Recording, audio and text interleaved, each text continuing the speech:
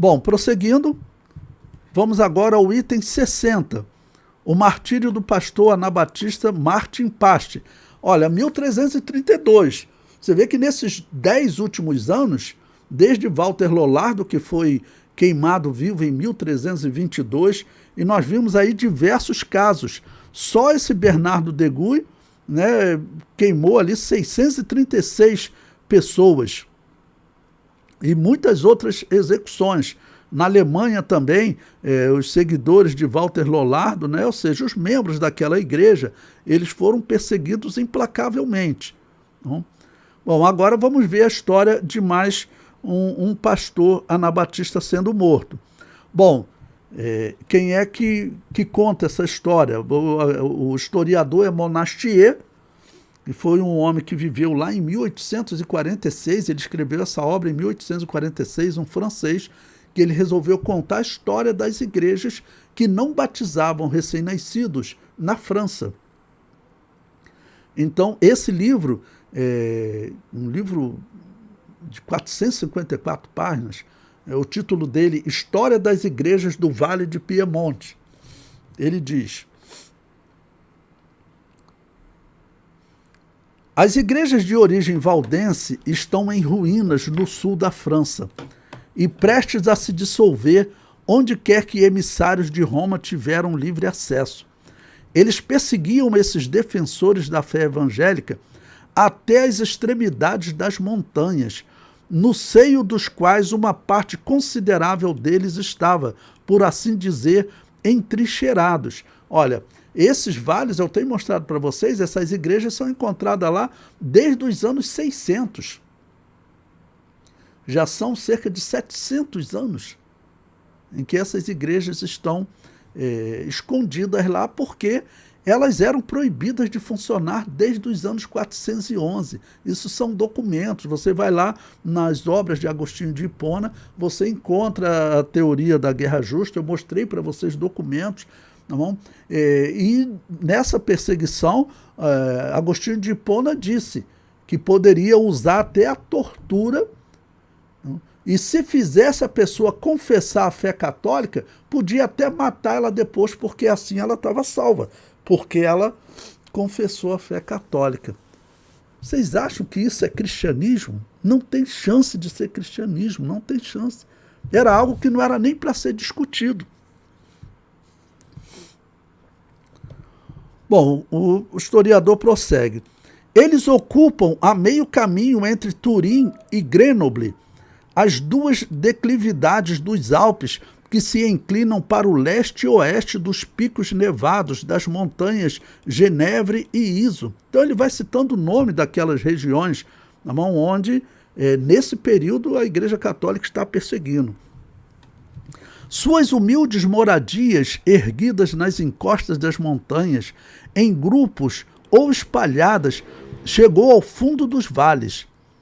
A oeste, entre as florestas dos Altos Alpes de Dauphiné e Provença, e os vales mais elevados e recuados eram habitados inteiramente, ou pelo menos em grande parte, pelos valdenses. Na diocese de Embrun, em particular, não havia um vale sem alguma de suas igrejas. Mas as mais notáveis foram a Alta Vale de Durance e os vales adjacentes de Angetire, Eraicínere e Loice ou Putte. A leste, todos os vales que descem dos Altos Alpes até a planície em direção a Pinerolo e Saluzzo, aqueles que são regados pelo Clussone e pelo Germanasca, o Pelice e o Grana, afluentes do Pó, e pelo próprio Pó, ou seja, o Vale de Pragela, o Vale de San Martino, o Vale de Angrogna, o Vale de Lucema, a do Pó e de Bagnolo, e etc. Foram então e tinham sido por séculos a pátria terrena dos fiéis valdenses do Piemonte. Veja, eu citei aqui até os nomes que ele fala, que ele diz realmente que eram muitas igrejas. E nós sabemos, irmãos, a fé verdadeira, ela nunca morreu. Porque o que os protestantes querem ensinar para você, o que Lutero e Calvino querem ensinar para você, é que teve um período que a Igreja de Jesus teve praticando paganismo. É isso que Calvino fala, que a Igreja de Jesus estava praticando paganismo, fazendo invocação ao mundo dos mortos. Isso é paganismo. Essa é a religião de Baal. Essa é a religião de Baal. E quando eu falo isso, alguns até me criticam, mas vai para a maneira como o apóstolo Paulo, se você não gosta do que eu falo, a maneira como o apóstolo Paulo define essa religião. Está lá em 1 Coríntios 10. Assentar-se à mesa do demônio e beber o cálice do demônio. Essa religião, irmãos, é uma religião do mal. E o que Calvino diz, está lá na obra dele, As Institutas.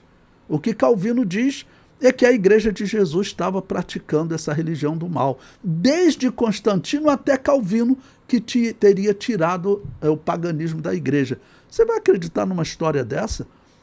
De Constantino até Calvino são cerca de 1.300 anos, é muita coisa.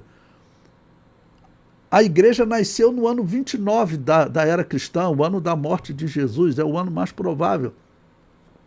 Agora, em 2029, vai fazer 2.000 anos de existência da Igreja. Segundo Calvino, durante 1.300 anos a Igreja esteve praticando paganismo, que é o tempo de Constantino até Calvino, em números redondos.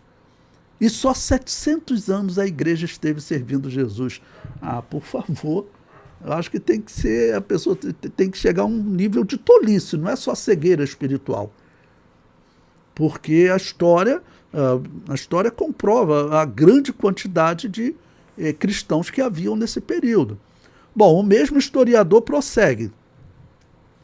O Papa João XXII, esse Papa João XXII, por exemplo, não dá para contar a história de todos os papas, mas pesquisa sobre esse homem. Ele foi deposto pelo imperador.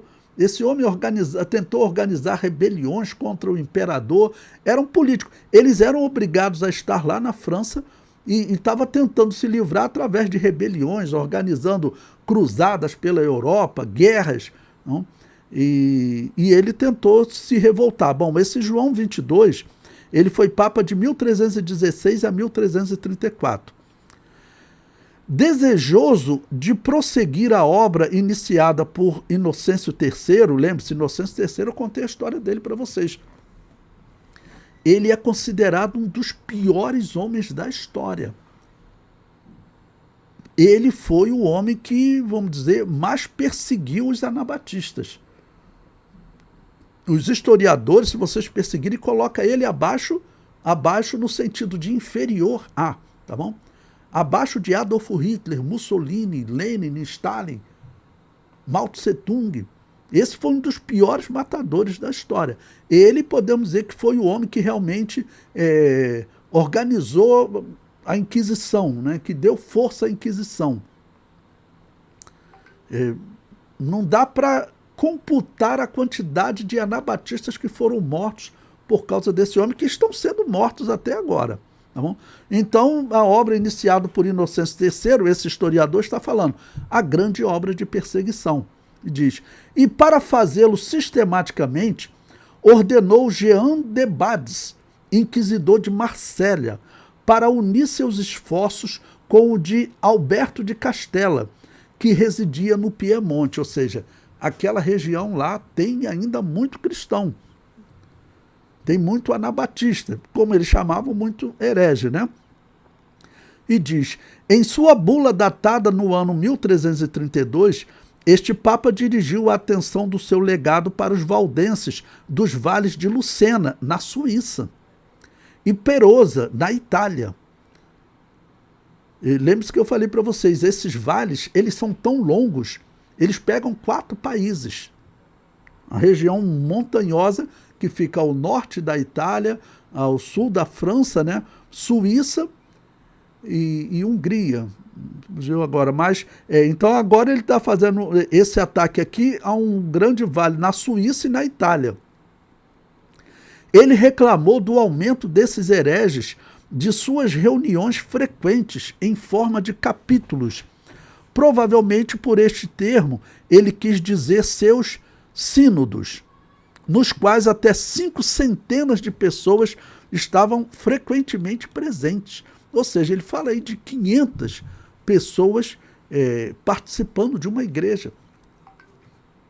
Ele os acusou de tendo matado o reitor Guilherme depois da missa, num lugar que eles chamam de vila, e de ter se levantado contra o inquisidor de Castellatio, quando estava prestes a exercer seu cargo. Bom, eu vou dar uma pausa aqui para comentar. Assim, não é impossível que algum irmão tenha se desviado, né, e acabar agindo, porque você também...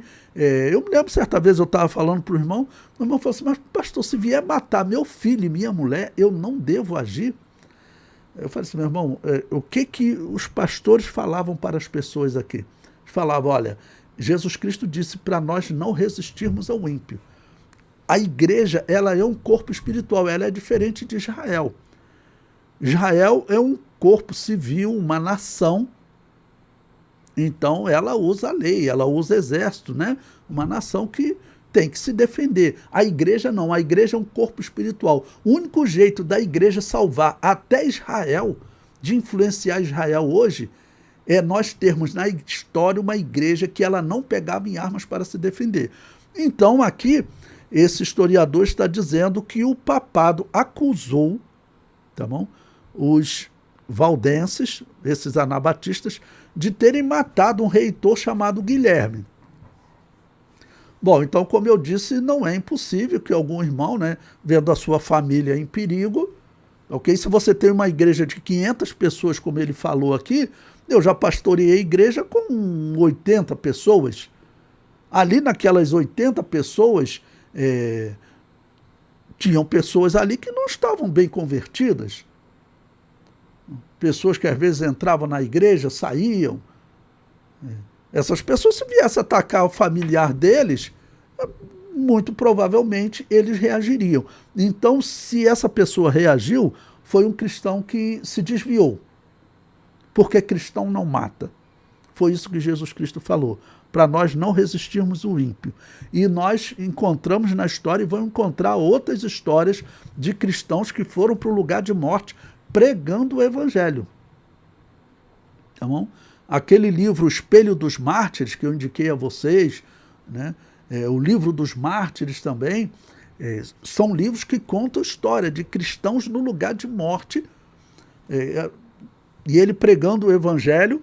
Eu já contei para vocês, depois vou contar com detalhes, a história do pastor Baltazar Rubimaia, que ele, sendo torturado, morto, pregando o evangelho, e a esposa dele, ela não estava sendo nem torturada ainda, mas ela falando, né, amor não nega, depois eles vão me matar também, vão me torturar, o que eles fizerem eu não vou negar também, não nega, né? E ali ambos, primeiro o Baltazar, depois a esposa dele, morreram pregando o evangelho para os assassinos. Não. Que nesse caso eram católicos. Baltazar viveu na época dos protestantes, ele chegou a ser torturado por protestantes, mas depois foi morto pelos católicos. Então, a acusação aqui, nós não podemos dizer nem que sim, nem que não. Nós sabemos o seguinte, isso aí todo historiador que você for pesquisar, se não for católico, ele vai dizer o seguinte, a mentira nas acusações era o padrão no catolicismo. O catolicismo, ele acusava as pessoas, normalmente seitas e até outros grupos, ou mesmo políticos. A acusação mentirosa era o padrão. Se teve alguma vez que eles fizeram acusação verdadeira, aí era o que a minha mãe dizia, né? O maior castigo do mentiroso é quando ele fala a verdade e ninguém acredita. E esse ditado antigo se aplica bem aos católicos. Então nós estamos vendo homens aqui, que infelizmente nós não temos a história completa de Walter Lollardo. Eu queria ver o julgamento dele, quais foram as últimas palavras dele antes de ser queimado vivo. Se nós tivéssemos essa oportunidade, certamente o testemunho de Walter Lollardo seria como esse de Baltazar Rubimaia que eu acabei de contar para vocês. E desses outros pastores aqui que nós estamos lendo agora, Então o Papa fez essa acusação e diz até que eles teriam se levantado contra esse outro inquisidor, né? Como eu disse para vocês, não é impossível. Mas, como dizia minha mãe, o maior castigo do mentiroso é quando ele fala a verdade e ninguém acredita. Pode ser até que alguém tenha se levantado realmente.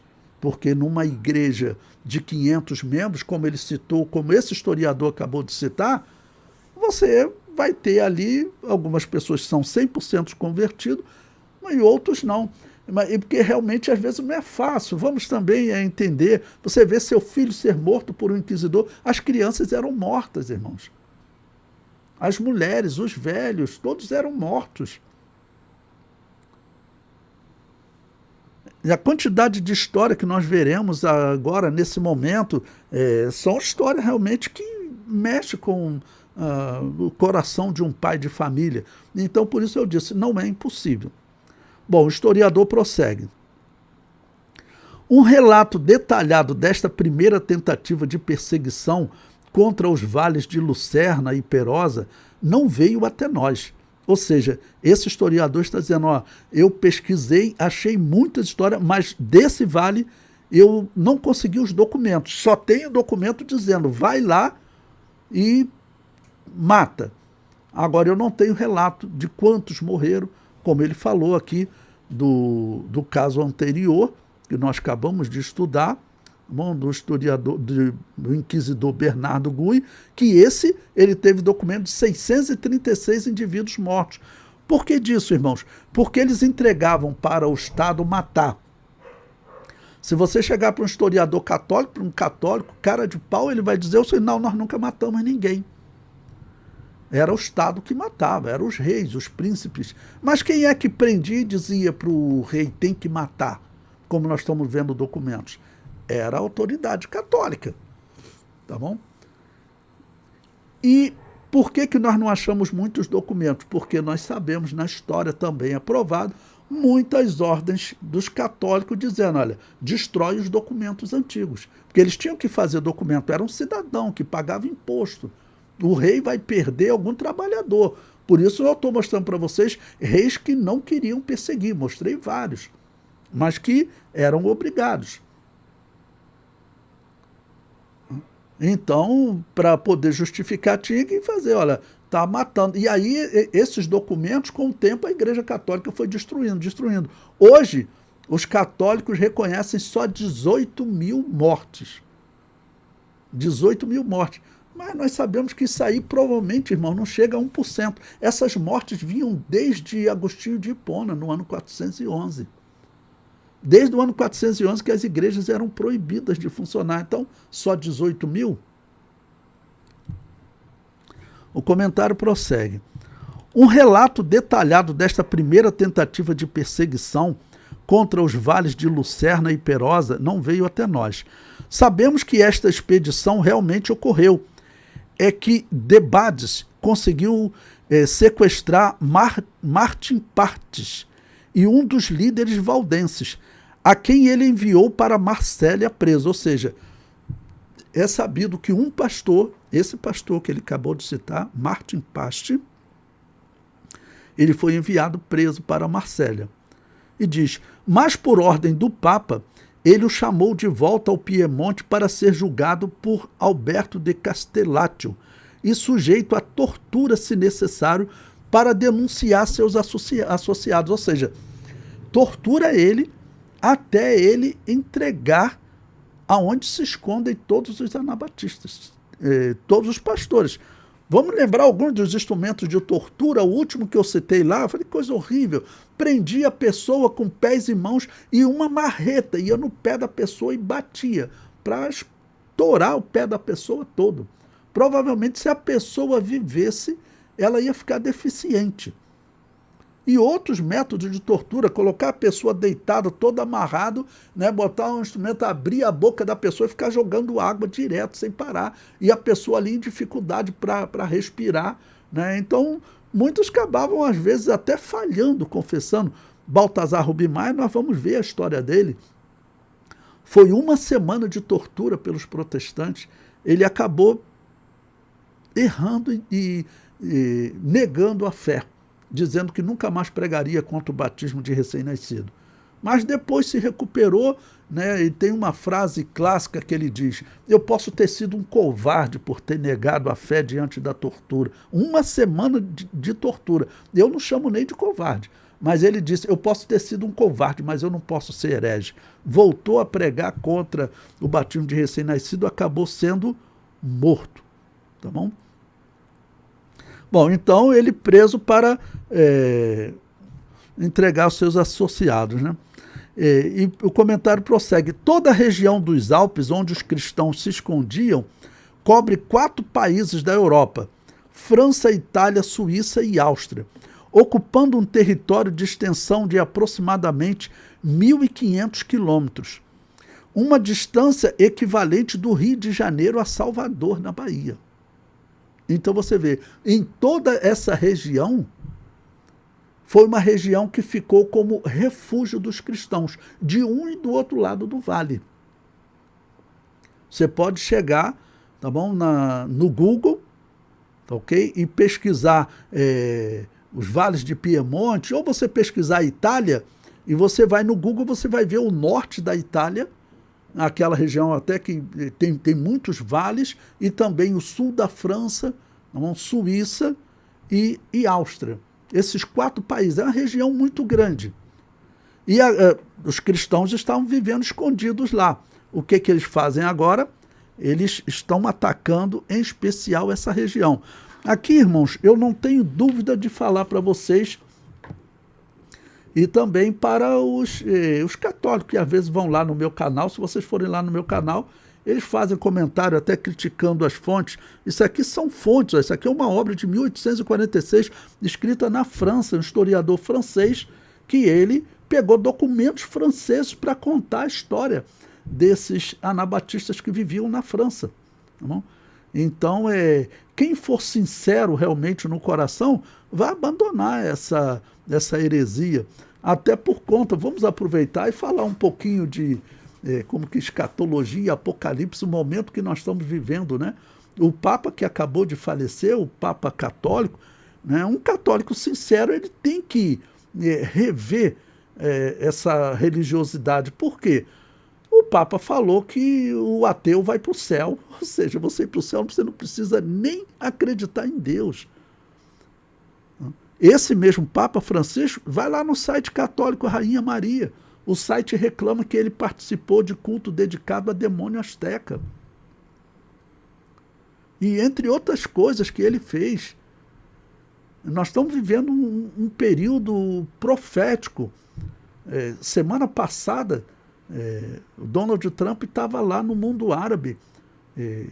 Você pode pesquisar Donald Trump no mundo árabe. Tá, ele e o genro dele, que é um judeu, estão lá fazendo alianças com o mundo árabe. Ele acabou de fazer agora uma aliança com a Síria, que era um grande inimigo de Israel, que era aliada, né, da Rússia, e ele trouxe a Síria para o lado dele. Essas alianças de paz, né, a humanidade dizer que a humanidade tem que despertar, ela não vai despertar. Segundo a profecia, a humanidade vai ser enganada, até entrar na grande tribulação, sofrer. Mas a missão da igreja, enquanto a igreja estiver aqui na Terra, é exatamente alertar, despertar essas pessoas, porque o momento que nós estamos vivendo é profético. E tudo que nós estamos vendo aí, que eu estou mostrando para vocês, é que essa igreja de Roma, ela não é a igreja de Jesus. Ela é, com certeza, a Babilônia apocalíptica embriagada com o sangue dos santos. Quando o Apocalipse diz que ela estava embriagada com o sangue dos santos, Deus revelou a João exatamente esses acontecimentos que eu estou mostrando para vocês, de perseguição incessante da igreja de Roma.